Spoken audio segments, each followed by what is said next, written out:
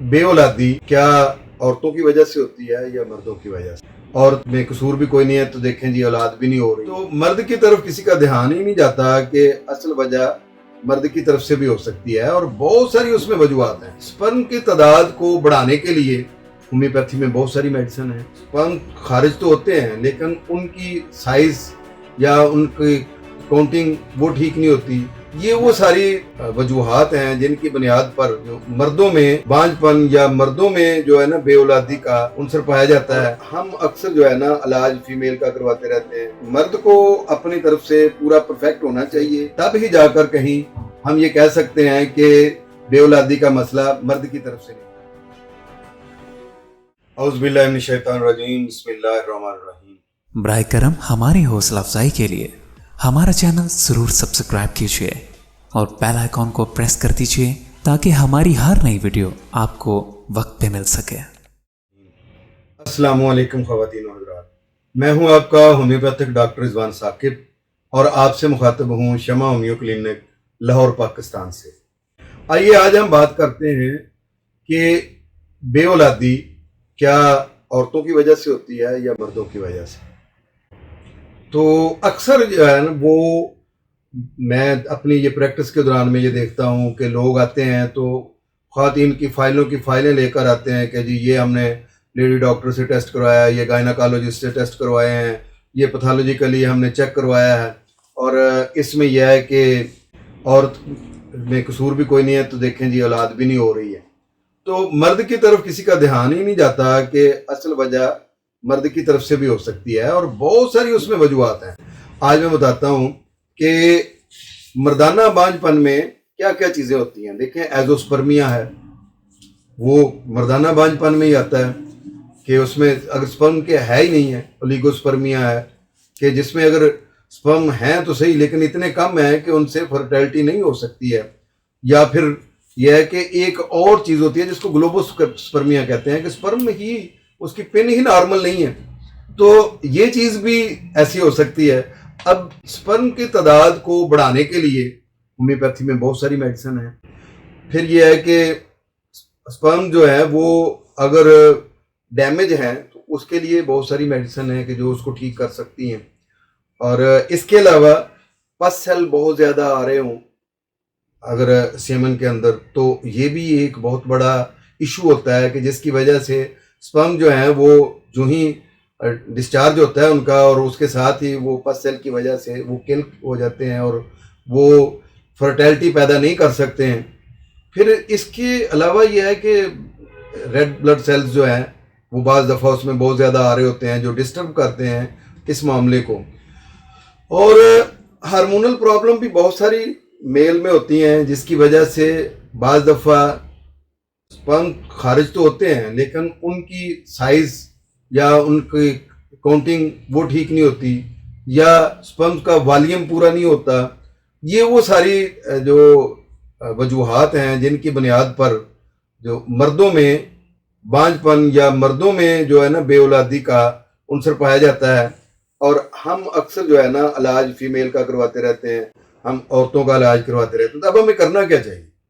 सबसे पहले तो ये करना चाहिए कि सेमन एनालिसिस जो है वो होना चाहिए। सेमन एनालिसिस में क्या है? सेमन एनालिसिस में यह है कि जो मादा मनविया है उसकी मनी का जो टेस्ट है वो लेबॉर्ट्री से करवाया जाए। उसमें सबसे पहले ये पता चलेगा कि इसमें टोटल वॉल्यूम कितना है और जो आइडियल है वो कम से कम 5 ml होता है। टोटल वॉल्यूम जो है वो 5 ml होता है। फिर पीएच जो है उसकी देखी जाती है कि विस्कोसिटी देखी जाती है कि उसमें गाढ़ापन कितना है। इसके बाद ये है कि डॉक्टर जो है ना वो ये देखता है कि टोटल स्पर्म काउंट कितना है, क्या वो इतना है कि उसमें जो ये बेऔलादी का मसला है वो हल हो सके। फिर उसमें एक्टिव मोटाइल कितने कि कितने स्पर्म्स हैं वो जाकर एग के साथ मिलकर वो एग को फर्टाइल कर सकते हैं। ये चीज़ भी एक जो है वो बड़ी अहम होती है। फिर यह है कि अगर हम देखें कि होम्योपैथी के नुक्ता नज़र से तो हम ये देखते हैं कि इमोटाइल जो है वो भी कुछ मौजूद है कि नहीं।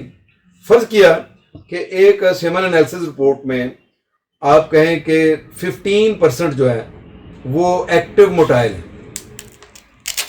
अब जो इसमें एक्टिव मोटाइल के अलावा नॉन मोटाइल हैं, वो देखा जाए कि अगर 15 के बाद अगर देखा जाए तो 65 जो है वो नॉन मोटाइल है। अब नॉन मोटाइल को मोटाइल करना ये होम्योपैथी की मेडिसिन के साथ मुमकिन होता है, ये इसका इलाज मुमकिन होता है।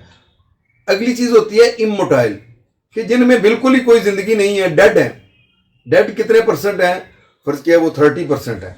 अब 30% जो है, जब हम 65% को 15 में ऐड कर देंगे तो यकीनी बात है कि वो 80% हो गए, और ये बाकी अगर 20% जो है वो इमोटाइल हैं, तो इमोटाइल की रीजन ढूंढी जाएगी कि इमोटाइल की वजह क्या है।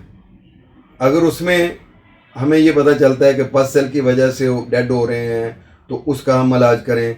अगर वो रेड ब्लड सेल की वजह से हो रहे हैं या कोई और हिस्ट्री है, वो देखी जाए कि कौन सी हिस्ट्री है। इसके साथ साथ ये है कि बेऔलादी में जहां हम ये देखते हैं कि अगर पस सेल बहुत ज़्यादा हैं तो एक्सरे मेडिसिन इस हवाले से बहुत अच्छी है, वो दी जाए तो ये जो उसके अंदर इमोटाइल या नॉन मोटाइल या डेड सेल्स जो हैं उनमें बड़ी जल्दी कमी आती है और वो मोटाइल की तरफ आ जाते हैं। अगर हम ये देखते हैं कि स्पर्म में बहुत ज़्यादा कमी है, बहुत कम है, तो उसके लिए हमारे पास डायमियाना बहुत अच्छी मेडिसिन है, टेरिबुलस्टर बहुत अच्छी मेडिसिन है, एग्नेस कॉस्ट बहुत अच्छी मेडिसिन है, योम्बिनम बहुत अच्छी मेडिसिन है, और बहुत सारी होम्योपैथी की मेडिसिन है जो स्पर्म को इन्हांस करने में, स्पर्म को प्रोड्यूस करने में बहुत अच्छा किरदार अदा करती हैं। तो स्पर्म्स को बढ़ाने में ये बहुत अच्छा किरदार अदा कर सकते हैं। लेकिन अगर कोई स्पर्म डैमेज है तो उसके लिए हमने रीज़न देखनी है। उस रीज़न को देखकर बाज़ दफ़ा सारसाप्रेला जो है वो बहुत अच्छा काम करती है। और फिर यह है कि बाज़ दफ़ा स्पर्म के डैमेज होने की वजह पीछे कोई मियाज़म भी हो सकता है, और अगर हमारी कोई मेडिसिन देने के बावजूद औलाद के लिए के अहल नहीं हो सकता है, औलाद पैदा करने के मर्द, तो हम ये कर सकते हैं कि उसका मियाज़म तलाश करके जो वो रुकावट बना हुआ है उस मियाज़म की एंटी मियाज़मेटिक मेडिसिन जो है वो दी जाए। तो उसके बाद जो है वो हम अपनी रूटीन की मेडिसिन दें तो अल्लाह के फजल से बेऔलादी का मसला हल हो सकता है। मैं ये नहीं कहता कि औरतों के मसाइल नहीं हैं, औरतों में बेतहाशा मसाइल हैं। उन पे हम इंशाल्लाह अगली किसी वीडियो में बात करेंगे कि उनमें बेऔलादी के क्या क्या मसाइल हैं। लेकिन कम से कम मर्द को अपनी तरफ से पूरा परफेक्ट होना चाहिए हर हवाले से, तब ही जाकर कहीं हम ये कह सकते हैं कि बेऔलादी का मसला मर्द की तरफ से नहीं है। बहुत शुक्रिया। अल्लाह हाफिज़। अस्सलामु अलैकुम।